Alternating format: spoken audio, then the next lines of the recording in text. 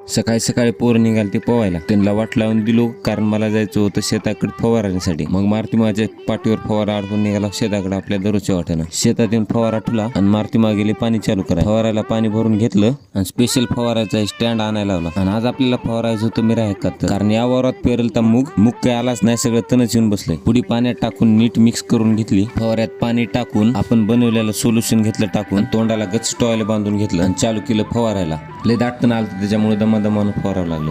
पहिली टाकी घेतली मी फवारून आणि दुसरी टाकी दिली मारुती मला फवारायला. मारुती मला सगळं फास्ट घेतलं फवारून आणि मग आला पोवायला. ह्या एरियात अजून कुणीच पवलं नाही, म्हणलं मीच चालू करतो पोवायला. आता पाणी लय थंड होतं, मग बुटकी मारून घेतली आणि मस्त मनसोक्त पोवलो. वातावरण बी लय मस्त झालं. मन उधाण वाऱ्याचे, गुज पावसाचे, का होते बेभान कसे गहिवरते.